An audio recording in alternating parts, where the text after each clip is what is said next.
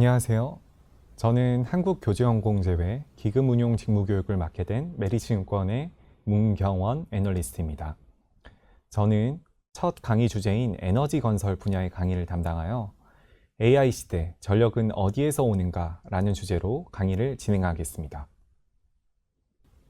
우선 AI 전력을 이야기하기 위해서 AI부터 말씀을 드리겠습니다. 왼쪽에 보고 계시는 그래프가 바로 글로벌 데이터 센터 전력 수요에 대한 그래프인데요.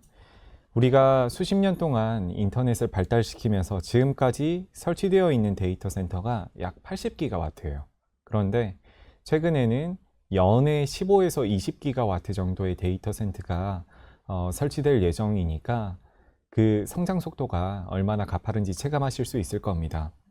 앞으로는 소버린 AI와 같은 트렌드에 의해서 이 속도가 더 가팔라질 것으로 예상을 하고 있고요.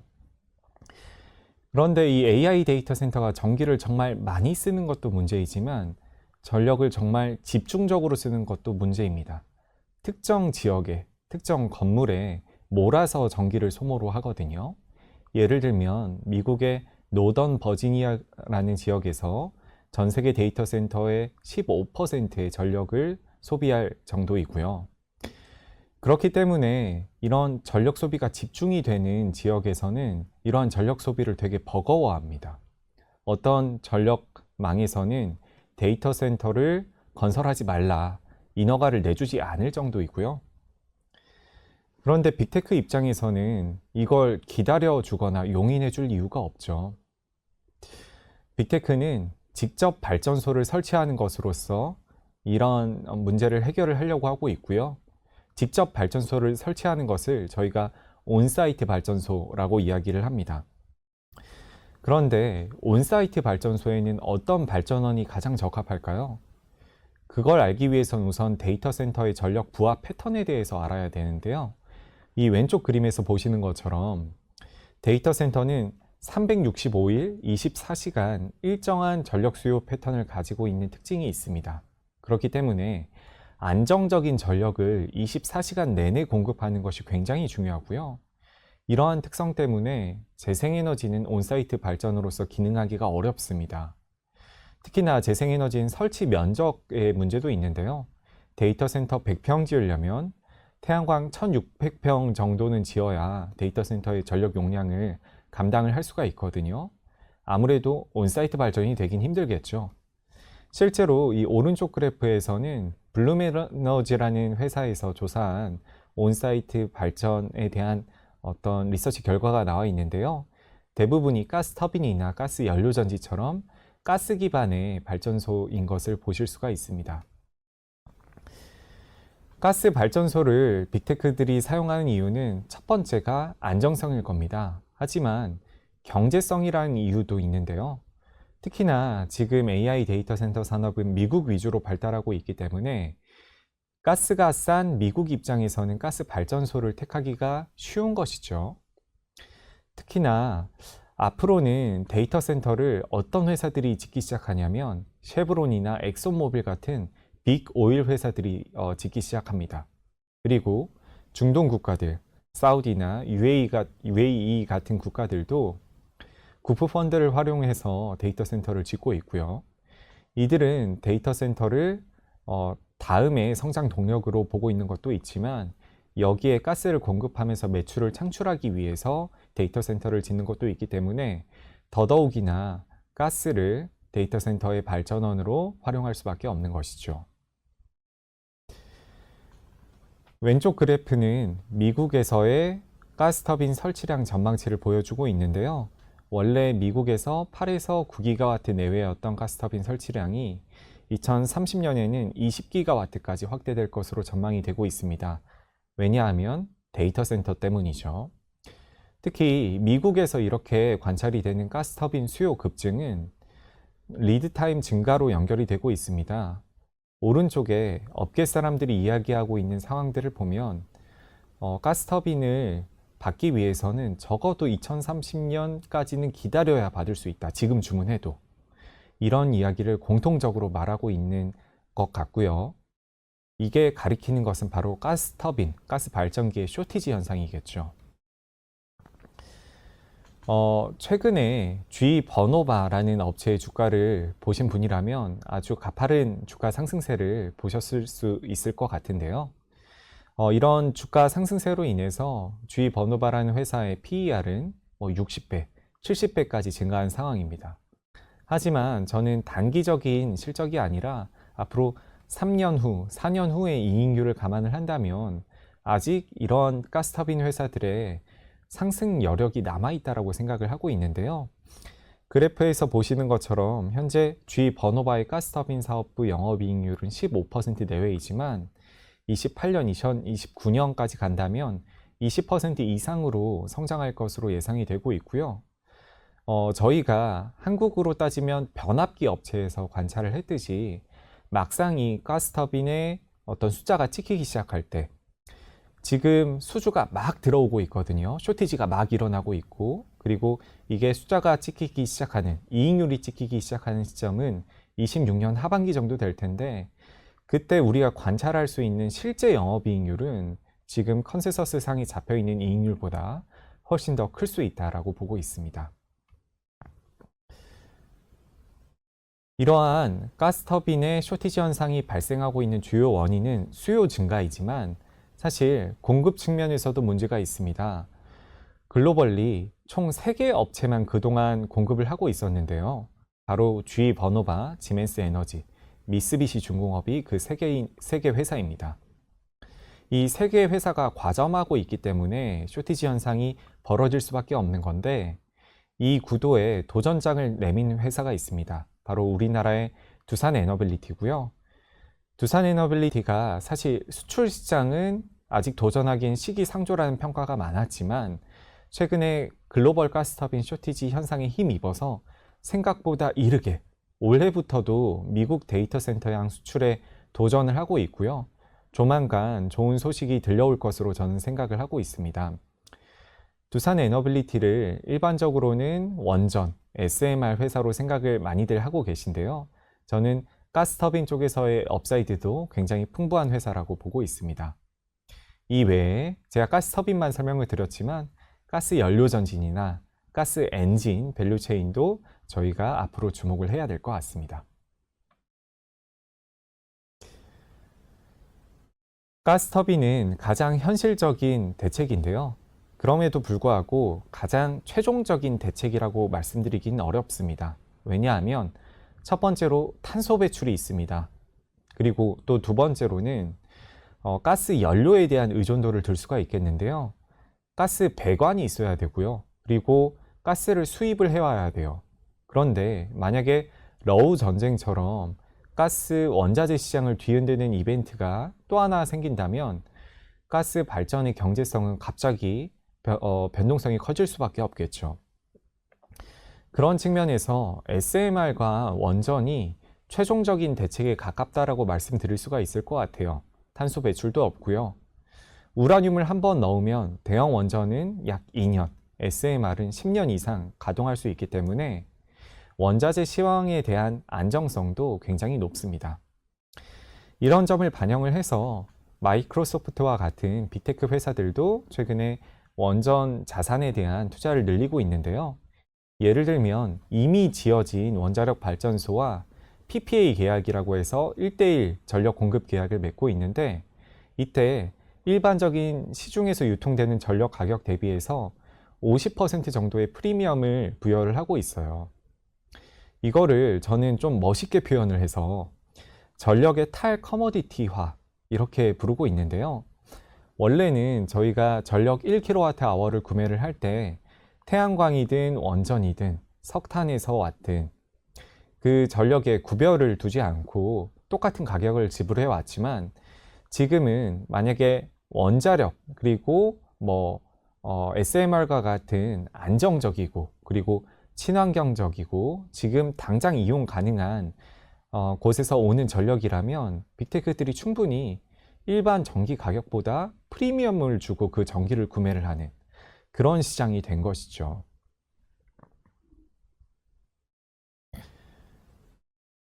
구매자들이 가격에 너그러워질 때 이때 신기술의 발전이 빨라지는 것 같습니다. SMR은 소형 모듈형 원전으로서 그동안 어떤 원전 업계의 꿈의 기술이었는데요.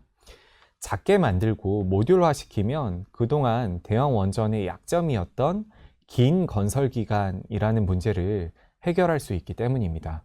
다만 이게 처음 시도하는 거다 보니까 당연히 초기 단계 원가는 비쌀 수밖에 없겠죠. 원가가 비싸기 때문에 아무도 시도하는 수요처가 없었는데, 이제 가격이라는 걸 크게 신경 쓰지 않는 빅테크라는 주체가 생겨나게 된 거예요.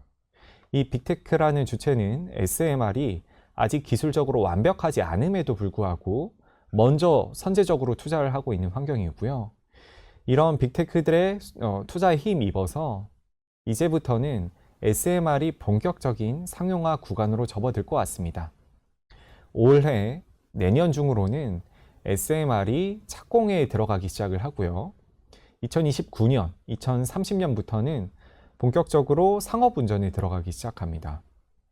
이 상업운전이 들어갔을 때 연간 시장 규모는 5에서 8기가와트 정도로 많은 시장 기관에서 전망을 하고 있는데요. 제 생각에는 이 기관들이 다들 너무 보수적으로 전망을 하고 있다.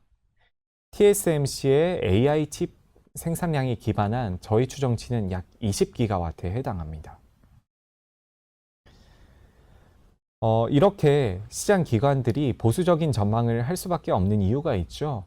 아직 사업 계획이 모두 다 공개되지 않았다라는 점이에요. 뉴스케일이나 엑스에너지, GHitachi, 오클로와 같은 여러 가지 SMR 개발 업체들의 파이프라인들을 보면 아직 데이터 센터로 공급하겠다라는 계획은 일부에 불과하고요. 다른 발전소 향이 더욱더 많습니다. 하지만 데이터 센터 향 계획이 아직 공개되지 않았다라고 해서 프로젝트가 없는 게 아니고요. 이들은 물 밑에서 활발하게 빅테크들과 이야기를 하고 있는 거거든요.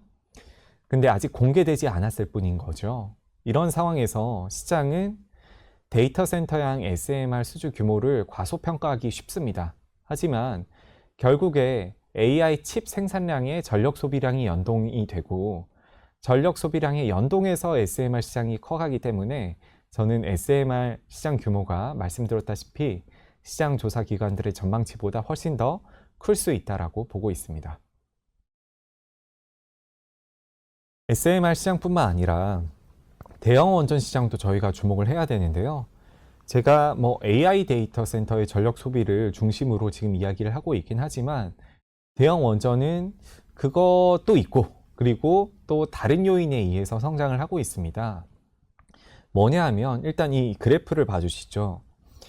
60년대, 70년대에는 전 세계적으로 매년 30기에서 40기 정도의 보통 한 기당 1기가와트 정도거든요. 그러니까 30기가와트에서 40기가와트 정도의 원전이 설치가 됐었어요.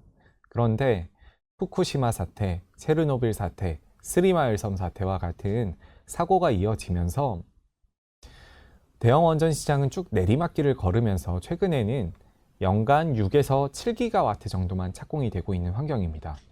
그런데 최근에 원전 르네상스라고 해서 에너지 안보와 전력 소비량 증가에 대처하기 위해서 원전을 최소 유지는 해야 된다라는 목소리가 커지고 있어요. 그런데 문제는 뭐냐면 60년대, 70년대에 지었었던 원자력 발전소가 앞으로 한 10년 있으면 폐쇄될 것 같다라는 거죠. 이거를 다시 메꾸려면, 그리고 전력 소비량 증분에 대처를 하려면 앞으로 제 생각에는 15년 동안은 매년 30기, 40기씩 지어야 되는, 옛날처럼 매년 30기가와트씩, 40기가와트씩 지어야 되는 그런 상황으로 진입을 하게 될 것 같고요. 말씀드렸다시피 SMR도 여기에 한 20기가와트가 얹어지기 때문에 저희가 볼 수 없었던 그런 원전 시장의 호황으로 이어질 것으로 예측을 하고 있습니다. 그런데 문제는 뭐냐면 이거를 진행할 수 있는 밸류 체인이 있냐는 것이에요. 이 많은 원전을 누가 짓냐 하는 게 문제입니다. 대형 원전을 누가 지을까? 사실 여러 가지 주체가 있을 수 있겠지만 그 중에서도 가장 중요한 밸류체인으로 꼽히는 것이 바로 대형 단조 부품을 중심으로 한 기자재 제작 회사입니다. 미국 DOE에서는 2024년에 미국이 원전을 정말 많이 짓고 싶은데 어떤 밸류체인이 부족한가에 대해서 평가를 한 적이 있어요. 그때 부족한 밸류체인으로 두 가지가 꼽혔는데요. 첫 번째로는 채굴, 그리고 두 번째로는 대형 단조 밸류체인입니다. 단조라고 하면 여러 가지 철강 제품을 망치로 두드려서 가공하는 작업인데요. 이 대형 원천은 망치 정도가 아니라 몇만 톤짜리 프레스를 가지고 이걸 가공을 해야 되는데 전 세계적으로 그런 밸류체인이 몇 없대요. 이걸 할 수 있는 회사가, 이걸 활용해서 원전 기자재를 제작할 수 있는 회사가 6개 정도밖에 안 되는데 그 중 하나가 우리나라의 두산에너빌리티고요. 두산에너빌리티는 이러한 본인들의 제조 장점을 기반으로 해서 대형 원전 쪽으로도 잘 대응을 하고 있지만 SMR 쪽에서는 더 대응을 잘하고 있습니다. SMR 쪽에서 더 빛이 나는 이유는 SMR 개발 업체는 굉장히 많은 반면에 두산에너빌리티와 같은 기자재 제작 회사는 적기 때문입니다. 개발 회사는 글로벌리 한 70개 이상 되거든요. 근데 제작 회사는 6개밖에 안 돼요. 그 중에서도 에너빌리티가 선두 업체로서의 지위를 가지고 있습니다. 그렇기 때문에 앞으로 SMR 시장이 개화가 됐었을 때, 그리고 각국이 원전 르네상스에 힘입은 대형 원전 프로젝트를 추진을 할 때 두산에너빌리티가 주목을 받을 수밖에 없다, 이렇게 생각을 하고 있는 거고요. 그리고 또 두 번째로 중요한 밸류체인은 건설사라고 말씀드릴 수가 있겠는데요. 건설사는 원전의 경제성을 좌지우지하는 아주 중요한 밸류체인입니다. 왜 건설사가 원전의 경제성을 좌지우지하냐면 원전의 경제성은 공사 기간에 굉장히 민감하기 때문입니다. 여기 보고 계시는 표를 보면 최근에 완공된 대형 원전의 계획된 예산과 그리고 실제 예산이 포함이 되어 있는데요.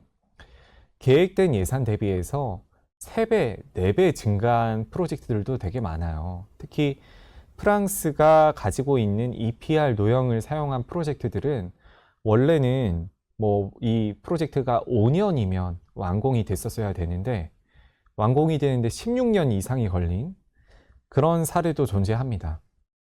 이러다 보니까 원가가 기하급수적으로 증가할 수밖에 없는 거고요. 이렇게 공사 기간을 컨트롤함으로써 원가를 약속 내에 맞추는 것이 가장 중요한 산업이 바로 원자력 산업인데, 이 공사 기간을 맞추는데 중요한 역할을 하는 것이 건설사이기 때문에 원전의 경제성을 좌지우지하는 것이 건설사다, 이런 표현을 드린 거고요. 최근에는 우리나라 현대건설이 웨스팅하우스, 미국 웨스팅하우스랑 협력을 하고 있고, 삼성물산과 DLENC 같은 건설사들은 뉴스케일, 엑스에너지 같은 SMR 회사와 협력을 하고 있습니다. 우리나라 건설사들도 원전에서 건설사들의 역할이 중요함을 깨닫고 이렇게 적극적으로 파트너십을 맺고 있어서 앞으로 사업 성장이 기대가 되고 있는 그런 상황입니다. 지금까지 특정 밸류체인을 제가 하이라이트해서 말씀을 드렸는데요. 사실 저는 이런 특정 밸류체인을 주목하는 것도 중요하지만 국가 단위의 협력도 굉장히 중요하다고 생각을 해요. 왜냐하면 원전을 수출을 해본 경험이 있는 국가가 글로벌리 5개 국가밖에 안 돼요. 중국, 러시아, 프랑스, 미국, 한국, 이렇게 5개 국가인데요. 그 중에서 중국과 러시아는 내수 시장과 그 우방 국가들로 활동 반경이 좀 제한이 되어 있는 그런 경향이 있고요. 외교적인 이슈로 인해서.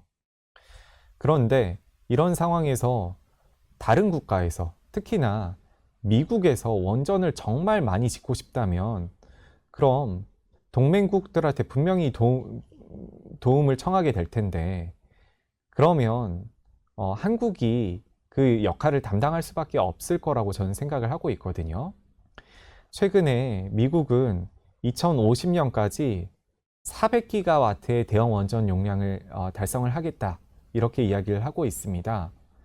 400기가와트면 앞으로 2050년까지 한 200기가와트 이상은 착공을 하게 되어야 될 것 같은데요. 근데 문제는 미국은 지난 45년 동안 2기가와트만 착공을 했어요. 45년 동안 2기가와트를 착공을 했는데 2050년까지 200기가와트 이상 건설을 하겠다라고 한다면 당연히 문제가 생길 수밖에 없겠죠. 인력은 노후화됐고 관련 부품 공장은 폐쇄된 지 오래일 테니까요. 그런 차원에서 제가 한국의 도움이 필수적일 것이다 라고 이야기를 하고 있는 것이고요. 아까 제가 말씀드렸던 특정 업체, 두산 에너빌리티나 현대건설과 같은 업체들이 미국 웨스팅하우스, 뉴스케일, 엑스에너지, 테라파워와 같은 그런 업체들과 1대1 협력을 하는 그런 그림도 당연히 그려볼 수 있겠지만 제 생각에는 앞으로 한미 원전 협력, 그러니까 정부가 협상을 하고 우리나라 전체 밸류체인이 한 번에 가서 미국의 원전을 지어주는 그런 그림도 달성이 될 수 있을 것이라고 보고 있고요. 이때가 우리나라 원전 산업의 전성기가 찾아올 것이라고 보고 있습니다. 최근에 웨스팅하우스와의 JV 관련해서 굉장히 이런저런 뉴스들이 많았죠. 이런 것도 같은 맥락이라고 보고 있고요. 이런 이슈들이 2026년까지는 저는 해소가 될 것으로 보고 있어서 이때를 중심으로 해서 원전 산업의 황금기가 찾아올 것이라고 보고 있습니다. 네, 지금까지 제가 준비한 내용은 다 말씀을 드렸는데요. 향후에 더 좋은 내용으로 찾아뵐 수 있도록 노력하겠습니다. 감사합니다. 안녕하세요. 메리츠증권 김준성입니다. 저는 자동차, 모빌리티 산업 분석을 담당하고 있습니다. 이제 다음 주제인 물리인공지능, 인공지능의 최종 단계이죠. 그 물리인공지능에 대한 이야기를 드려볼까 합니다. 진짜 재미있는 주제죠. 인공지능. 그 인공지능에서도 가장 최종 단계인 물리인공지능. 자, 요즘 그런 이슈들이 화두입니다. 너네가 그렇게 많은 돈을 들여서 GPU에 투자를 하고 인공지능 모델을 만들어 뭔가 해보겠다는데 도대체 돈은 언제 벌 거야? 자, 이런 것들이 인공지능의 버블론, 주가의 조정, 이런 우려들로 확산되고 있는 뉴스를 그리고 업데이트를 아마 매니저님들은 많이 접하고 계실 겁니다.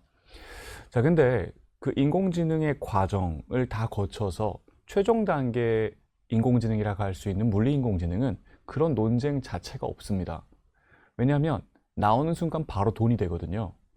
물리인공지능은 여러분들 그리고 우리 모두가 하루 종일 행하고 있는 어떤 물리적인 노동들을 하나하나 제거 대체하는 기능을 갖춘 로봇 형태의 제품을 의미합니다. 오늘 저는 이 발표 자료를 통해서 이 물리인공지능 시장이라는 것이 내년에 개시되는데 정말로 돈을 버는 비즈니스 모델이 시작이 되는데 어떠한 과정을 거쳐서 여기까지 왔고 그리고 그것이 어떤 노동을 통해서 개화가 되고 그 노동이 개화된 이후에는 어떤 시장들이 확산될 것인지 3단계로 이야기를 드려보도록 하겠습니다. 자, 먼저 어떤 과정을 통해서 여기까지 왔는지 이야기입니다. 자, 가장 가까운 나라이자 가장 거대한 자동차 시장을 갖고 있는 곳이죠. 중국 이야기로 현상을 한번 짚어보겠습니다. 자, 우리는 지난 몇 년간 전기 자동차라는 단어를 참 많이 들어왔습니다. 우리한테 익숙했던 내연기관 자동차가 저물고 전기 자동차가 뜬다. 그 주인공이 중국이다. 이런 이야기를 들어오셨었던 거죠. 자, 그 이면에 대한 이야기를 드려보도록 하겠습니다. 왼쪽 그림입니다. 줄이 3개 있죠. 미국, 유럽, 중국. 자, 이 전 세계 3대 자동차 시장에서 전기 자동차가 얼마에 팔려왔는지를 연도별로 10년치를 보여드리고 있습니다. 미국과 유럽에서의 전기 자동차 판매 가격은 10년 동안 제자리 걸음입니다. 하지만 중국에서의 전기 자동차 가격은 2015년 차트 시작 전부터 꾸준히 내려와서 2020년에는 2015년 대비 반의 반값이 됩니다. 자, 그 결과 2020년을 넘어서부터는 중국 시장에서 소비자의 인식이 이렇게 됩니다. 전기 자동차는 내연기관보다 저렴하고 안전하고 편리한 자동차. 자, 일단 가격이 저렴해졌고요. 그리고 LFP 배터리를 쓰기 때문에 꼬챙이로 찔러도 터지지가 않죠. 안전합니다.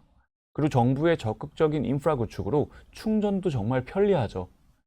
우리나라에서는 소비자들이 전기차를 사야 된다라고 고민을 할 때 그 전기차에 대한 어떤 편견이 있습니다. 일단 현실적으로 가격이 비싸고요. 산타페가 4천만 원인데 아이오닉 5가 6천만 원으로 무려 50%나 비쌉니다. 자, 그리고 위험하다는 인식이 있죠. 실제로 불도 많이 났고 NCM 배터리를 쓰기 때문에 폭발 확률이라는 것이 어쨌든 LFP 배터리를 쓰는 전기차보다 높습니다. 자, 그리고 충전 인프라도 상당히 이제 많이 구축되어 있지 않기 때문에 불편합니다. 그것의 정반대 현상이 중국에서 지금 보여드린 것처럼 가장 경제적인 부분부터 완성이 계속되어 갔던 게 지난 10년입니다. 그 결과도 굉장히 드라마틱합니다. 자, 오른쪽 그림으로 설명을 드려보겠습니다. 우리나라 사람들도 보여지는 걸 정말 중요하게 생각하고 명품, 좋은 차 이런 것들 참 중요하다고 보여지는데요. 그것보다 더 강한 전 세계 명품 시장이 가장 거대하고 전 세계 명품 차 시장도 가장 거대했던 것이 중국입니다. 이 보여지는 게 정말 중요한 나라죠. 자, 근데 그 나라에서 소비자가 바뀝니다. 오른쪽 그림 보시면 두 개의 차트가 줄선 차트가 나란히 놓여져 있는데요.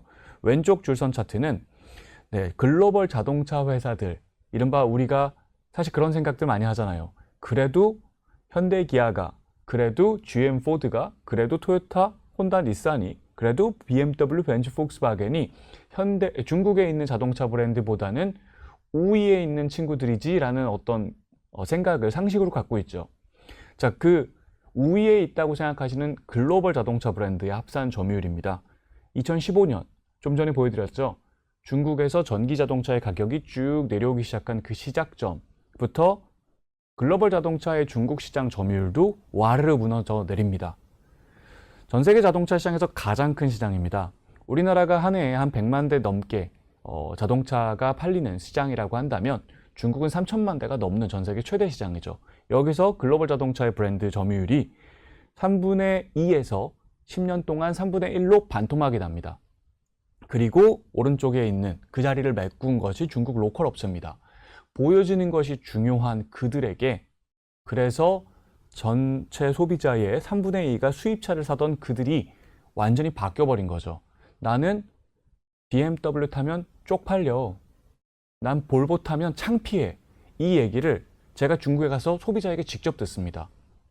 그래서 제가 갔던 딜러샵들의 글로벌 자동차 브랜드의 샵들이 다 망해서 없어지고 있는 것도 확인을 했습니다.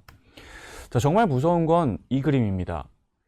중국 친구들이 중국에서만 잘한다라는 또 어떤 편견이 우리 투자자들에게 굉장히 많이 있습니다만, 자, 보시면 이 막대 차트가 중국 자동차의 해외 수출량입니다. 2020년 이전까지는 이제 그냥 평범하게 누워있죠. 그러다가 2021년을 넘어가면서부터 급등하는 모습입니다. 2020년 80만 대를 다른 나라로 수출했던 중국 차의 합산 수출량은 2024년 641만 대로 8배 증가했고요. 올해 상반기에 370만 대를 팔아 YOY 23% 증가가 됐으니 이것을 연환산해 보면 거의 800만 대에 육박합니다. 5년 만에 80만 대에서 800만 대로 중국 차의 수출이 급증했고요. 그리고 이 800만 대의 숫자의 의미를 담아보자면, 자, 이게 전 세계 자동차 시장이 연간 8, 9천만 대가 팔리거든요. 그 중에 3천만 대인 중국 시장을 빼면 5, 6천만 대가 팔립니다. 거기에 800만 대가 쏟아져 나오고 있다라고 우리가 지금 현상을 바라보고 있는 겁니다. 자, 지금 이 점유율 차트를 보겠습니다. 위에 있는 한국, 미국, 일본, 인도에서는 자, 보시는 것처럼 중국차 점유율이 그닥 올라가지도 않고 높지도 않습니다. 이 4개 나라가 버티는 시장들이죠. 더불어 이 국가들은 중국 자동차의 최대 강점, 싸고 좋아요 할 때 그 싸다라는 것을 막기 위해 관세, 비관세 장벽을 덮어 씌웁니다. 자, 하지만 그런 것들이 없는 나라에서의 점유율을 보시면 아랫줄부터 보겠습니다. 자, 왼쪽 중국, 그리고 러시아, 터키, 브라질, 멕시코, 동유럽, 서유럽, 북유럽, 동남아, 중동, 아프리카, 호주 전 세계를 쓸어가고 있다는 느낌을 받습니다. 자, 이 중국 자동차의 수출 증가의 원인이 당연하게도 전기차 시장의 부상을 이들이 이끌었고 그들이 만든 전기 자동차라는 것이 우리나 다른 기존의 자동차 회사들이 만들었던 내연기관보다 싸고 안전하고 편리하기 때문에 이런 현상들이 발현되어 왔다는 거죠. 자, 그 중국이 이제 다음 단계로 넘어갑니다. 자, 이런 현상들을 설명드렸으니 큰일 났어요가 아니라 그런 중국이, 이런 엄청난 기염을 토했던 중국이 완전히 다른 단계로 넘어가고 있고 이것이 정말 치명적 위협으로 우리한테 다가올 겁니다. 그 키워드가 스마트카입니다. 자, 우리 한국에 계신 소비자들에게 스마트폰은 익숙해도 스마트카는 어쩌면 어색한 단어일 겁니다. 없으니까요, 시장에. 하지만 지난 5월달 제가 중국 상해 모터쇼에 갔을 때 정말 기가 막히게 놀랐던 건 이 상해 모터쇼라는 전 세계에서 가장 큰 모터쇼 행사장 안에 전기차라는 단어를 쓰는 브랜드가 단 한 곳도 없습니다. 전부 스마트카라는 단어를 써서 자신의 제품을 설명합니다. 전기 에너지의 공급을 받아 우리가 운전해야 되는 차가 아니라 전기 에너지의 공급을 받아 고성능 컴퓨터가 구동이 되고 그 고성능 컴퓨터가 자율주행을 지원해서 내가 운전을 안 해도 되게 해주는 그런 차를 스마트카라고 합니다. 그 스마트카가 급부상하고 있습니다. 그림 두 개로 설명을 한번 드려보도록 하겠습니다.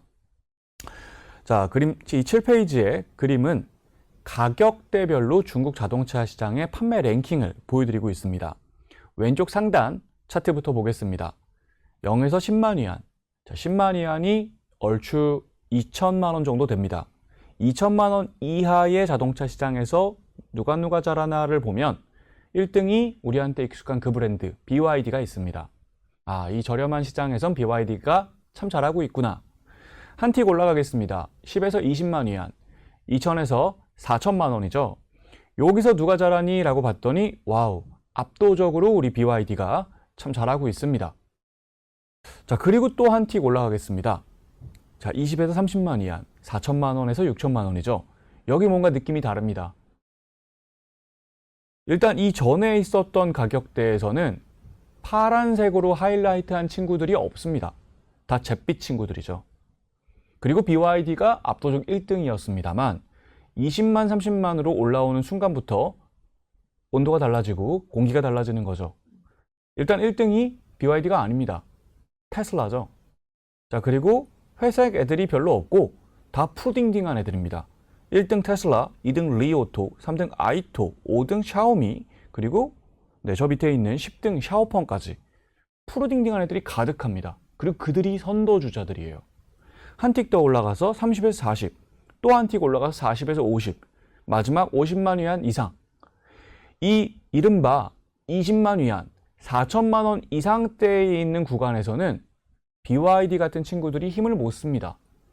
자, 푸른색 친구들이 대장님들이고 선도하고 있죠. 얘들이 누구냐? 네, 스마트카 친구들입니다.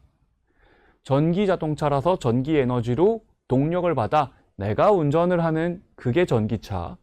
그리고 전기 에너지를 통해 컴퓨터를 구동하고 이 컴퓨터가 내가 운전하지 않게 해주는 그 차가 스마트카인데 명백히 보여지는 거죠. 소비자는 이 중국이라는 제일 거대한 자동차 시장의 소비자는 같은 가격이면 이미 다 스마트카를 사고 있는 겁니다. 당연하죠. 내가 4천만 원을 내든 6천만 원을 내든 돈을 내고 차를 사는데 같은 가격에 이 차는 내가 운전을 해야 되고 이 차는 내가 운전을 하지 않아도 되는 차. 훨씬 더 편의성을 제공하는 이 차를 경제적으로 구매할 수 있기 때문에 이런 현상이 보여지는 겁니다. 자, 그럼 여기서 의문이 하나 듭니다. 왜 20만 위안 이하에는 파란색 친구들, 스마트카가 없을까? 그 또한 상식적입니다. 자율주행 소프트웨어가 돌아가려면 당연하게도 고성능 컴퓨터가 필요합니다. 제가 지금 사용하고 있는 삼성전자의 스마트폰 안에도 컴퓨터가 있어서 제 앱들을 돌려주죠. 제가 쓰고 있는 그 갤럭시 폰 안에 있는 컴퓨터가 1초에 2에서 3조 번 계산을 해주는 컴퓨터입니다. 2에서 3조 번 계산을 해주는 그 컴퓨터 덕분에 제가 카카오톡도 쓰고 인스타도 쓰고 이런저런 앱들을 쓰는 거죠. 자, 스마트카에 들어가는 컴퓨터는 슈퍼컴퓨터입니다. 2에서 3조 번 연산하는 스마트폰용 컴퓨터와 비교가 안 될 정도의 스펙이 들어갑니다. 1초에 500에서 1000조 번 연산하는 컴퓨터가 들어가야 그 어마어마한 자율주행 소프트웨어, 그 거대한 소프트웨어를 돌릴 수 있습니다. 자, 그럼 어떨까요? 컴퓨터 값이 굉장히 비쌉니다. 보통 우리가 내연기관에서 엔진 값이 한 200~300만 원 정도 했거든요. 차값의 한 10분의 1 정도 했습니다. 이 컴퓨터 가격이 거의 1000만 원입니다.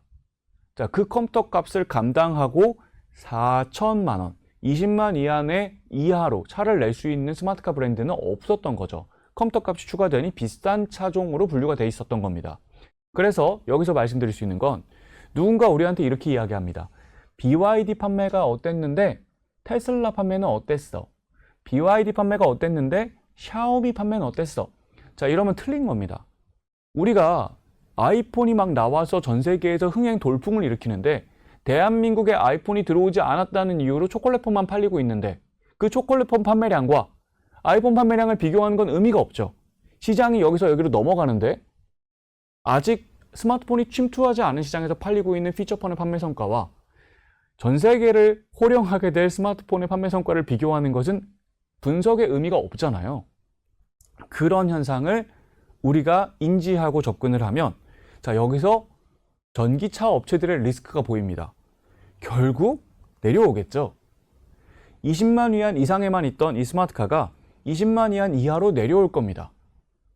그러면 BYD는 어떻게 될까요? 망할 겁니다. 굉장히 큰 위기에 처할 겁니다. 자, 그 현상이 벌어지고 있습니다. 지금 보고 계신 이 차트는 가격대별 누가 잘하나 이 차트는 작년 연간입니다. 자, 이제 제가 올해 숫자를 보여드리겠습니다. 올해 상반기 똑같은 기준에서 차트를 만들었죠. 자, 보시면 10에서 20만 위안에 1등이 여전히 BYD인 것은 맞습니다만 네 번째에 파란색 친구가 하나 생겼네요. 샤오펑. 원래 이 가격대에는 파란색 친구가 전혀 없던 컴퓨터 값이 비싸서 내려오지 못했던 가격대인데 샤오펑이란 친구가 들어왔습니다. 3천만 원짜리 자율주행이 되는 운전 안 해도 되는 스마트카를 출시했어요. 자, 그리고 맨 마지막에 아크폭스라는 친구가 있죠. 자, 여기서 설명을 드려보면 제가 이 10에서 20만 위안 제일 밑바닥에 있는 아크폭스에 박스를 쳤습니다. 자, 옆에 보면 샤오미 말고 샤오미는 제가 검정색으로 박스를 쳤죠. 20에서 30만 위안 이 밑쪽에 보면 아이토, 아바타, 럭시드라고 박스를 파란색으로 치는 애들이 있고요. 이 밑에 30, 40, 40, 50, 50만 위안에도 자, 파란색 친구들, 파란색으로 박스 친 친구들이 가득 있습니다. 자, 얘들이 누구냐? 화웨이 얼라이언스입니다. 우리 구글 안드로이드 폰 생각하시면 똑같아요. 삼성전자가 스마트폰을 하고 싶은데 혼자 힘으로 도저히 못하겠다 해서 함께 연합했던 게 구글 안드로이드이지 않습니까? 네, 똑같습니다. 내가 이 시장이 스마트카로 변해가기 때문에 내가 뭔가를 해야겠는데 혼자 힘으로 못하겠는 거죠. 그거를 지원해 줄 수 있는 테크 회사가 화웨이. 그래서 중국은 지금 화웨이카가 돌풍입니다. 지금 왼쪽 그림 보시면 이게 화웨이카의 월간 판매량 추이를 보여드리고 있습니다. 제가 그냥 연도로 말씀드리면 4년 전에 7,000대 판매했고요. 3년 전에 5만 대, 2년 전에 15만 대, 작년에 60만 대, 자, 올해 판매 가이던스는 120만 대, 내년의 시장 전망치 판매량은 250만 대입니다. 돌풍입니다. 우리가 예전에 소니, 그리고 LG전자, 삼성전자, 자, 기타 등등의 가전회사들이 스마트폰 시장 대응하려고 구글 안드로이드 폰을 만들었던 것처럼 지금 12개 회사가 화웨이카를 만들고 있고 그 판매가 급등하고 있는 자, 이 친구가 이제 화웨이 얼라이언스고요. 보시는 것처럼 10에서 20만 위안대로 얘도 들어왔습니다. 자, 그리고 제가 요 그림을 보여드리면 20에서 30만 위안의 대장님이 테슬라죠. 그리고 2등에 샤오미가 있습니다.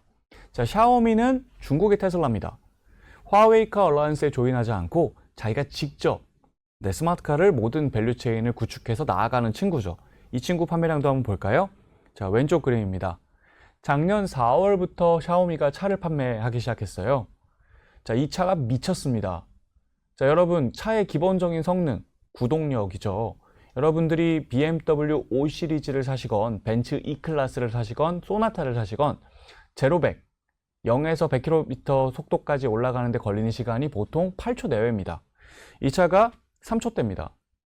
정말 어마어마한 힘을 갖고 있는 차인데 심지어 운전 안 해도 되는 스마트카예요. 가격이 얼마인 줄 아십니까? 네, 4천만 원대입니다. 4천, 7,800만 원 정도. 자, 주문을 지금 넣으면 받는데 1년 반 걸립니다. 판매량이 미쳐 올라가죠. 날아갑니다. 자, 그래서 어떤 일이 벌어졌냐면 샤오미가 작년 4월에 자동차 판매를 막 시작할 때 이때 시총이 현대차만 했어요. 전 세계 3등 스마트폰 판매 제조 회사로서 시총 40조, 50조 정도를 구가하고 있었던 거죠. 자, 오른쪽 그림 보시면 이제 시총이 300조입니다. 스마트카 시작하고 난리가 난 거죠. 왜? 전 세계 모든 소비자는 당연하게도 내가 운전해야 되는 수동차가 아니라 내가 운전하지 않고 잠잘 수 있고 술 마실 수 있고 편하게 갈 수 있는 자동차, 이 진정한 의미의 자동차, 수동차가 아닌 자동차를 선택할 걸 너무나 명약관으로 상식적으로 알 수 있기 때문에 기업 가치가 이렇게 올라간 겁니다. 자, 그리고 지금 이제 현상적 측면에서 우리가 검토해야 될 중요한 지표 10에서 20만 이하의 이제 샤오펑이라는 친구의 얘기를 좀 드려볼까 하는데요. 자, 이 친구가 작년까지는 10에서 20만 이하 가격대에 없다가 이제 들어와서 4등 했다라고 좀 전에 보여드린 거잖아요. 자, 왼쪽 그림 보시면 샤오펑의 월간 판매량 추이입니다. 자, 딱 작년 8월에 3천만 원짜리 자율주행 자동차 스마트카를 출시하고 판매가 4배, 5배씩 늘죠. 이 친구도 마찬가지입니다. 소비자가 이거 사고 싶죠. 지금 주문 넣으시면 네, 마찬가지로 1년에서 1년 반 정도 기다리셔야 됩니다. 자, 근데 제가 주목하는 건 오른쪽 차트입니다. 왼쪽 차트는 샤오펑의 중국 시장 판매량이고요. 오른쪽 차트는 BYD의 수출 판매량입니다. 중국 자동차 수출이 계속 늘었지만 그 가운데서 BYD는 수출을 별로 안 했어요. 왜냐하면 내수 시장만으로도 엄청난 수요가 있었으니까. BYD는 2에서 4천만 원대에서 저렴한, 내연기관보다 저렴한 전기차를 잘 팔아 그 시장에서의 성장을 누리며 수출에는 그렇게 관심이 없었던 거죠. 근데 수출이 급증하죠. 뭘까요? 자, 여러분이 소비자입니다. 나는 구매력이 2에서 4천만 원짜리, 3천만 원 정도 되는 차를 살 수 있는 사람이야. 근데 내 친구들, 좀 더 구매력이 높은 친구들은 다 스마트카를 사고 있는데 나는 그 구매력이 없으니 BYD를 샀어. 살려고 했어. 근데 그 가격대에 스마트카가 나왔어요. 자, 그러면 기다려야 돼도 이거 삽니다. BYD 판매가 안 되기 시작하죠. 올해 상반기에 화두 BYD 재고가 급증한다. 재고가 급증하면 어떻게 해야 되죠? 돌려야 됩니다. 어디로? 팔릴 수 있는 밖으로. 자, 우리나라에도 올해 들어왔죠. 도망가는 겁니다. 전 세계 최대 시장에서 이 어마어마한 현상이 이미 현실로 맞닥뜨리고 있는 겁니다. 우리나라에도 곧 시작이 되겠죠. 자, 그럼 저는 여기서 이야기를 드리겠습니다. 얘들 지금 뭐 하는 거야? 애플처럼 스마트폰도 팔고 아이클라우드, iOS 앱 스토어로 소프트웨어도 팔고 양빵으로 먹으려나 보다가 아닙니다. 이동 데이터를 모으기 위해서 이러고 있는 겁니다. 자, 무슨 얘기인지 쉽게 설명드리겠습니다. 자, 불과 1년 만이에요. 제 느낌엔 작년 요맘때는 제 주변에 챗GPT, 그록, 제미나이, 퍼플렉시티, 자, 이른바 LLM, 라지 랭귀지 모델을 쓰시는 분이 별로 없었어요. 자, 이제 전 국민이 쓰죠. 자, 어마어마한 변화가 기술적으로도 왔지만 그 사용의 확산의 속도도 참 어마어마했습니다. 그 LLM을 한번 생각해 보면 그게 뭐예요? 대형 언어 모델이죠. 자, 언어 모델, 걔가 뭐 해줘요? 저랑 대화도 하고요. 그리고 제가 내 얼굴 지브리 스타일로 그려줘. 그럼 그림도 그려주죠. 동영상도 만들어주죠. 그리고 저랑 말로 대화도 가능하죠. 이미지, 텍스트, 비디오, 오디오, 요거를 우리가 언어라고 합니다. 그리고 그걸로 만들어진 파일들을 언어 데이터라고 하죠. LLM은 어떻게 만들어졌나요? 엔비디아 투자자들 투자 많이 하셨으니까 아시죠? 엔비디아 같은 회사의 컴퓨터를 사다가 거기에 언어 데이터를 가득가득 쑤셔 넣어 훈련을 시키면 언어 모델이 만들어졌다. 이게 아주 간단하게 설명한 언어 모델의 발전 논리죠. 언어 데이터를 모아 훈련을 시켰더니 언어 모델이 만들어졌다라는 겁니다. 자, 그러면 물리인공지능 이야기를 드리는 거잖아요. 자, 물리인공지능. 뭐죠, 이게? 우리의 물리력을 대체 수행할 수 있는 것을 의미합니다. 우리의 물리력을 행사하는 것. 제가 아까 말씀드렸듯 여러분 오늘 아침에 눈을 떠서 침대에서 일어나고 눈동자를 뜨고 세수를 하고 머리를 만지고 아침을 먹고 옷을 입고 문을 열고 엘리베이터 타고 내려와서 지하철 타고 버스 타고 기차 타고 올라와서 또 회사 출근해서 문 열고 들어와서 카드 찍고 들어오고 이 하나하나가 전부 다 노동이잖아요.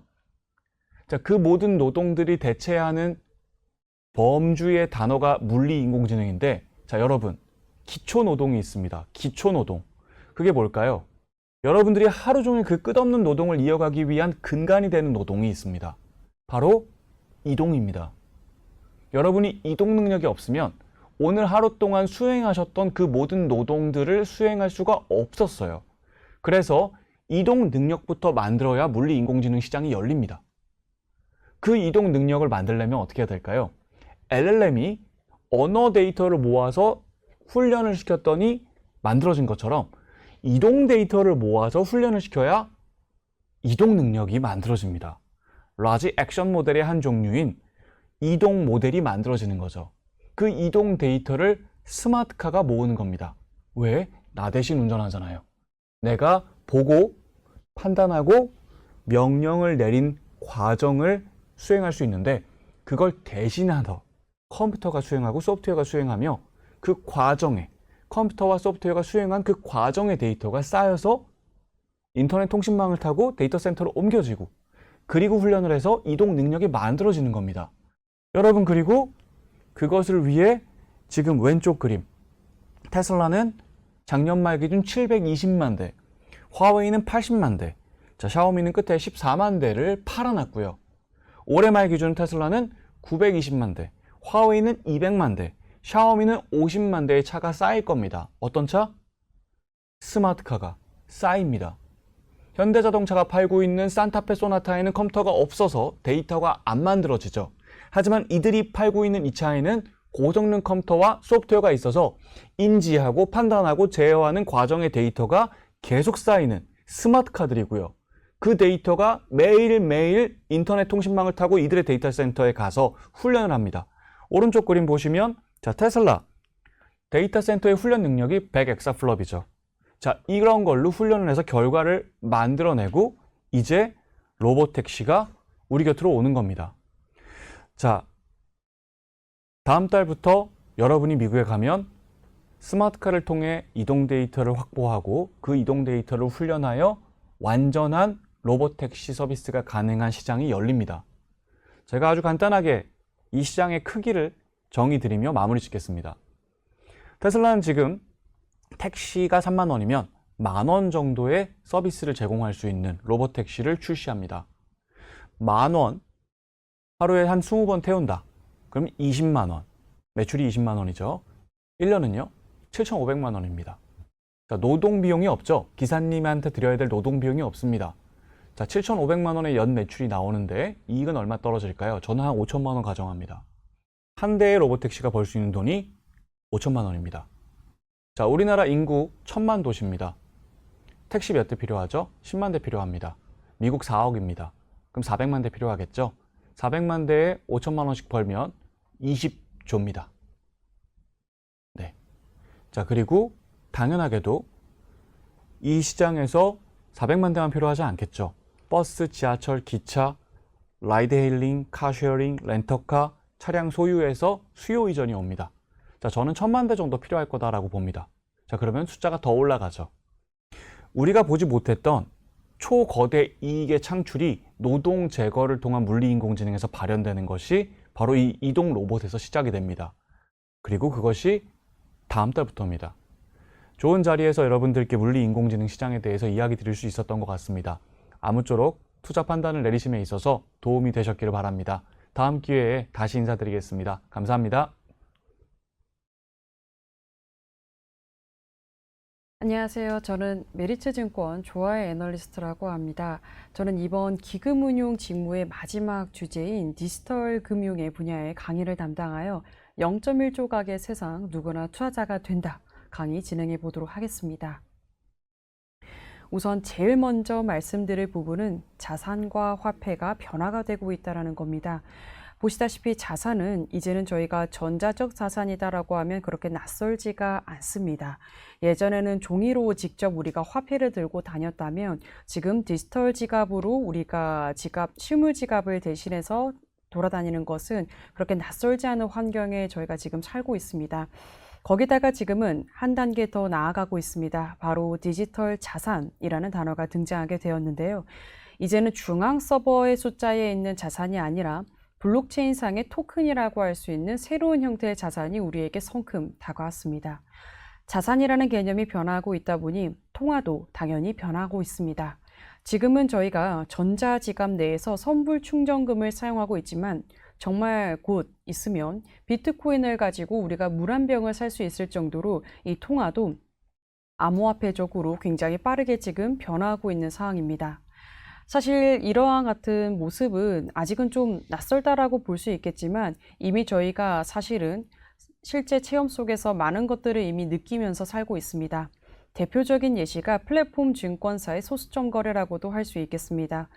디지털 자산의 가장 큰 특징은 무엇이든 쪼개진다는 것인데요. 그러다 보니 우리가 지금 흔히 하고 있는 이 주식 거래도 이제 소수점 거래가 되는 것처럼 쪼개지기 시작했습니다. 여기서 끝나지 않고 우리가 투자할 수 있는 자산도 굉장히 다변화가 되고 있습니다. 이제는 주식과 부동산을 뛰어넘어서 예술품, 심지어 한우도 투자할 수 있을 정도로 정말 다양한 자산들이 투자할 수 있는 세상에 살고 있습니다. 즉 뭐든 투자되는 세상에 살고 있는 것인데요. 이것이 바로 사실은 디지털 자산의 시대라고도 볼 수 있겠습니다. 뭐든 쪼개지고 뭐든 투자되는 것은 디지털 세상이라고 봐도 무방한 사회라고도 할 수 있는 것이죠. 그러다 보니 법적으로도 지금 미국뿐만 아니라 우리나라까지 굉장히 많은 변화가 일어나고 있습니다. 우선 미국 같은 경우 세계 암호화폐 수도라는 명명 아래 디지털 자산 시장 구축에 굉장히 적극적으로 진행을 하고 있는데요. 우선 바이든과 다르게 트럼프 같은 경우 이 디지털 자산에 대해서 정확하고 명확하게 정의를 내리고 있는 것에 이어서 CBDC가 아니라 스테이블 코인만 적극적으로 제도화를 해서 달러 기반 스테이블 코인의 이 명확성을 더 확장하려는 움직임을 보이고 있습니다. 거기다가도 이 디지털 관련된 여러 가지 네트워크 지배력까지 강화하기 위해서 굉장히 많은 기술적인 근거들이 정책상에서 나타나고 있는데요. 그러다 보니 지금은 미국 내에서 스테이블 코인, 그리고 전략적 자산의 비트코인 비축이라는 것이 굉장히 지금 집중화돼서 입법들이 되고 있는 상황이라고 볼 수 있겠습니다. 미국 변화와 함께 우리나라도 굉장히 적극적으로 변화하고 있습니다. 바로 디지털 자산 기본법인데요. 우리나라도 이러한 같은 변화가 사실 21년부터 시행이 되기도 했었습니다. 특근법을 시작으로 가상자산에 대한 정의가 내려졌었고요. 24년에는 가상자산 이용자 보호법을 통해서 공정한 시장 조성을 구축하려는 움직임도 있었습니다. 올해부터는 디지털 자산 기본법이라고 해서 가상자산을 포함한 CBDC, RWA, 그리고 기타 디지털 금융 자산까지 포함하는 상위법이 통과될 거라고 저희는 기대하고 있습니다. 즉 미국뿐만 아니라 우리나라도 자산이란 범위가 디지털로 확장이 적극적으로 되고 있는 상황입니다. 앞서 이와 같은 미국뿐만 아니라 우리나라까지 법안들이 굉장히 빠르게 입법화가 되고 있다 보니 이 암호화폐라는 기능도 당연하게 그의 속도에 맞춰서 빠르게 변화하고 있습니다. 지금은 이제 커스터디 기능까지만 저희가 익숙하게 작용을 하고 있지만 그것을 넘어서 스테이킹, 결제, 그리고 대출까지도 그 기능들이 확대가 되고 있는데요. 예시로 들게 되면 비트코인을 예전에는 정말 우리가 투자를 하려고 매매만 했다면 지금은 비트코인을 보관해서 예금 이자와 같이 무엇인가를 수취를 하고 그리고 그걸 가지고 결제하고 심지어 대출까지 하는, 즉 어떻게 보면 전통 화폐랑 거의 똑같은 기능까지도 암호화폐가 지금 발전이 되었습니다. 그러면 그 중에서 사실 가장 중요한 기능은 무엇이냐라고 하면 보관이라고 일컫는 커스터디 기능이라고 볼 수 있겠습니다. 커스터디가 중요한 이유는 은행의 시초이기 때문입니다. 우리가 은행이 언제 나왔냐라고 하면 과거에 17세기 당시 영국의 금 세공업자들이 금을 보관하고 그 보관한 예치 증서를 가지고 사람들이 들고 가서 시장에 나가 교환을 하게 됨으로써 이 금세공업자들이 자연스럽게 은행의 역할을 수행하게 되었습니다. 그런 관점에서 지금 현 상황을 살펴보게 된다면 비트코인을 보관하는 곳은 가상자산 거래소이고 이 거래소는 어떻게 보면 17세기 영국의 금세공업자랑 똑같은 역할을 수행하고 있는 상황입니다. 즉 가상자산 거래소는 보관이라는 기능을 통해서 디지털 금융 자산 내에서 은행의 기능을 수행하고 있다라고 봐도 무방할 상황이라고 볼 수 있겠죠. 그러다 보니까 이 거래소들이 당연히 보관을 하기 때문에 여러 가지 기능들을 제공하고 있습니다. 우리가 은행 예금을 넣게 되는 이유는 이자를 수취할 수 있기 때문이기도 한데요. 그거랑 똑같은 기능을 지금 암호화폐 거래소들은 제공하고 있습니다. 바로 스테이킹 기능인데요.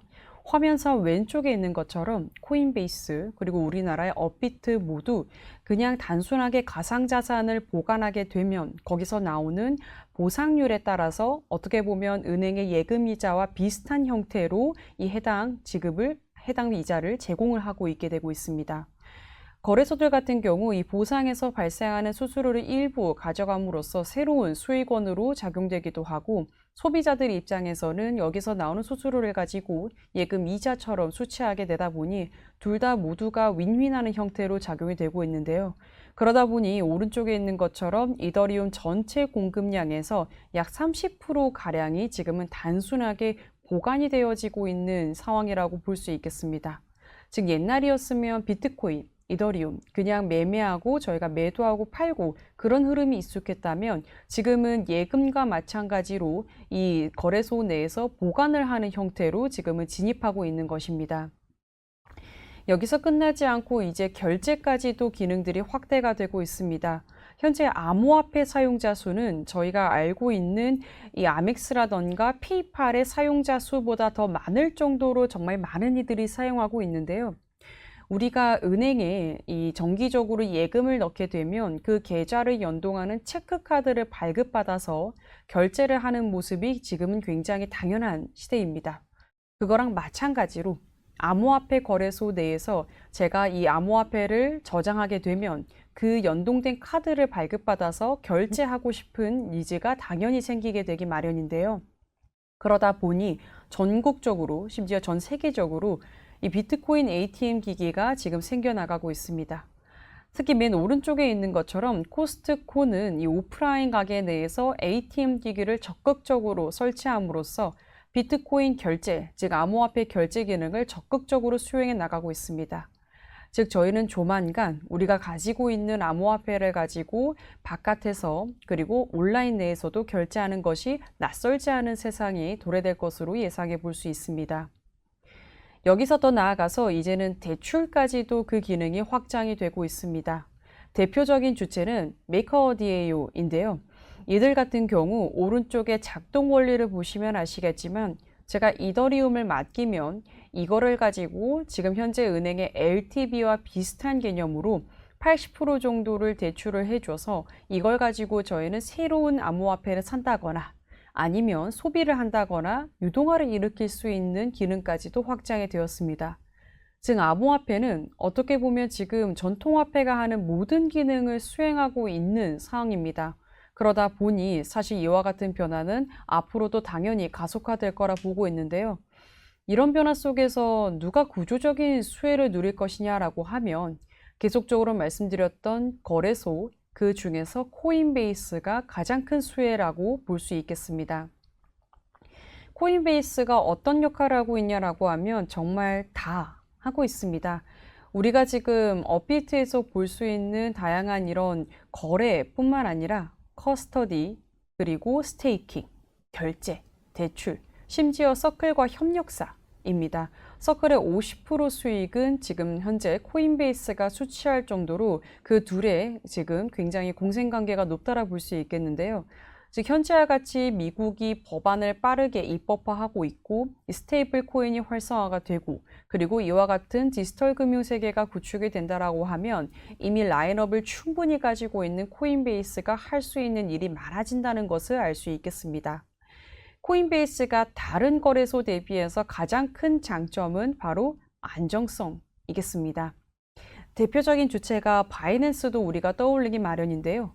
바이낸스와 코인베이스의 가장 큰 차이점은 규제에 대한 이야기겠습니다. 우선 코인베이스는 오른쪽 그림에 있는 것처럼 제도권 금융기관의 협력이 굉장히 공고하게 이루어지고 있습니다. 바이낸스는 사실 어디 국적에서 본사를 둔 것인지도 모르겠고 어떤 법을 지금 체계적으로 규율하고 있는 건지를 모르겠지만 코인베이스 같은 경우 지금 미국 규제를 준수하여 신뢰성을 충족하는 거래소라고 볼 수 있겠습니다. 즉 미국이 이와 같은 스테이블 코인 관련된 법을 입법화하게 되면 당연히 그 규제에 준수하고 있는 코인베이스가 할 수 있는 영역이 넓어진다는 것을 우리가 알 수 있겠습니다. 그러다 보니 이와 같은 신뢰성을 가지고 있다 보니 사실 코인베이스는 이미 은행의 역할을 수행하고 있기도 합니다. 왼쪽에 있는 표를 보시면 아시겠지만 미국 금융사 전체 자산 규모 중에서 코인베이스의 예치된 지금 금액 수준은 22번째로 사실 미국의 중대형 은행이라고 봐도 무방할 정도로 굉장히 큰 자산 사이즈를 보유하고 있습니다. 그러다 보니 현재 코인베이스는 오른쪽에 있는 것처럼 은행업 인가를 준비하고 있습니다. 은행업 인가를 받게 되면 우리가 지금 흔히 알고 있는 은행의 전통적인 사업 모델인 예대마진 업무 수행도 할 수 있겠고요. 그리고 은행이라는 두 글자에서 알 수 있다시피 신뢰성 부분에서도 더 크게 안정성을 더 부여할 수도 있겠습니다. 즉 전반적으로 지금 이 코인베이스는 디지털 금융이라는 세계 속에서 은행의 역할을 수행하기 위해서 다양한 지금 사업을 준비해 나가고 있는 단계이고 그러한 과정에서 당연히 구조적인 수혜를 예상하는 바입니다. 한편 코인베이스와 또 다른 구조적인 수혜주는 로빈후드라고 할 수 있겠는데요. 오른쪽에 있는 그림 보시다시피 코인베이스는 어떻게 보면 디지털 자산 세상에서 기피를 담당하는 자라고 볼 수 있겠는데요. 그런데 지금 전통 자산에서 이 디지털 자산으로 넘어오는 브릿지 역할을 하는 주체는 로빈후드라는 이 증권사가 해당 역할을 진행하고 있습니다. 로빈후드는 주식뿐만 아니라 암호화폐 등 굉장히 다양한 거래를 지원하고 있는데 그러한 과정에서 사람들을 디지털 금융 세상으로 지금 이끌어 나가고 있습니다. 로빈후드 역할을 말씀드리기에 앞서서 미국 주식 문화가 변화하고 있다는 것이 전제적으로 필요할 것 같은데요. 왼쪽에 있는 그림 보시다시피 전통 자산만으로 평균 이상의 수익 창출이 불가능하다의 동의 비중이 21세에서 43세 사이가 70%가 넘을 정도로 압도적인 수치 보여주고 있습니다.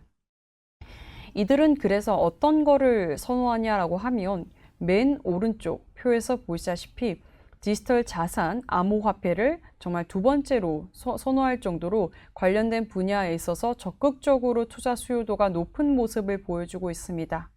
즉 과거 세대와 다르게 이들은 디지털 금융이란 단어가 굉장히 친숙하고 실질적으로 주식과 채권보다는 더 크게 투자를 할 정도로 관련된 시장에서 굉장히 큰 손을 차지하고 있는 모습을 보여주고 있습니다. 그러다 보니 이 로빈후드의 역할도 당연히 기대할 수 있는 게 많겠는데요. 로빈후드는 맨 왼쪽에 있는 것처럼 대부분은 MZ세대가 해당 플랫폼을 이용하고 있고 가운데에 있는 것처럼 미국 전체 내에서 약 60%가량이 해당 로빈후드를 사용하고 있습니다. 오른쪽에 있는 것처럼 로빈후드의 사용자 수도 계속적으로 증가하고 있는데요. 아무래도 앞으로 베이비 부머 세대가 자산을 받을 세대는 MZ세대일 거고 그 MZ세대가 주로 사용하는 플랫폼이 로빈후드라는 것은 로빈후드가 앞으로도 할 수 있는 역할이 많아진다는 것도 저희가 알아볼 수 있겠습니다. 특히 이 로빈후드가 가장 크게 MZ세대에 있어서의 이런 선호도를 받는 이유는 정말 다양한 투자 기능을 제공하기 때문입니다. 우리가 흔히 알고 있는 주식, 채권 뿐만 아니라 가운데 그림에 있는 것처럼 이 가상자산 지갑 형태를 통해서 디지털 자산 투자 기능을 제공하고 있고요. 심지어 맨 오른쪽에 있는 것처럼 베팅 서비스까지도 출시하고 있습니다. 즉 현재 MZ세대들은 전통 자산 이외의 자산군을 수요하고 있습니다. 그러한 수요에 대응을 하고 있는 것이 로빈후드이고 그렇다 보니 로빈후드의 수요가 앞으로도 당연히 확장적으로 커질 것이라고 전망할 수도 있겠습니다. 이런 로빈후드가 지금 새로운 또 역할을 진행하고자 합니다. 맨 왼쪽에 있는 것처럼 로빈후드의 대다수의 매출을 차지하고 있는 것은 거래 수수료인데요. 그러다 보니 사실은 시장 상황에 따라서 해당 매출금 변화도 사실은 긴밀하게 좀 이뤄질 수밖에 없겠습니다. 그러한 것을 고려해서 로빈후드는 지금 프리미엄 멤버십 서비스를 시작으로 WM 기능을 강화해 나가고 있습니다. 가운데에 있는 것처럼 로빈후드 골드라는 이름으로 24년부터 WM 기능을 본격화하고 있습니다. 여기에서 이어서 자산관리 플랫폼을 인수하기도 했고요. 궁극적으로 올해 9월 곧 나타날 거라 보고 있는데 오른쪽에 있는 것처럼 은행까지도 지금 출시를 준비하고 있습니다. 즉 로빈후드는 단순하게 증권사에서 넘어서서 PB로 지금 변모해 나가고 있는데요. 시장에 있어서 아무래도 변동성을 지금 완화하기 위해서 WM이라는 새로운 수익원을 강화해 나가고 있는 국면이라고 볼 수 있겠습니다. 앞서서 이 MZ세대들은 베이비 부머 세대로부터 막대한 부를 불려받는다고 말씀을 드린 바가 있는데요. 로빈후드가 이런 식으로 은행 기능을 제공하게 되면 당연히 그들의 부를 관리할 수 있는 기능이 생긴다는 것을 의미할 수 있겠고요. 그렇게 보면 로빈후드는 MZ세대에 있어서 정말 PB라는 그 기능이 더 강조가 되는 그런 역할을 수행할 수도 있겠습니다. 즉 이런 식으로 로빈후드는 새로운 안정적인 수익원인 WM 수수료를 통해서 더 한 단계 발전해 나가려고 하고 있습니다. 심지어 최근에는 주식 토큰화 서비스까지 출시함으로써 디지털 자산 세계를 더 빠르게 변화하고 있는 주체로도 자리매김하고 있는데요. 앞으로도 이런 여러 가지 미국의 법들이 입법화되면서 로빈후드의 역할도 강화될 거라 보고 있습니다. 네, 이상 여기까지가 준비한 자료였습니다. 지금 우리나라도 그리고 미국도 디지털 자산 세계 구축하는 속도가 굉장히 지금 빠르게 나타나고 있습니다. 이러한 과정에서 구조적 수혜주는 당연히 코인베이스와 로빈후드라고 볼 수 있겠는데요. 이들의 역할을 앞으로도 어떤 식으로 펼쳐나갈지 면밀히 모니터링하는 국면에 저희는 접어든 것 같습니다. 네, 이상 발표를 마무리하도록 하겠습니다. 감사합니다.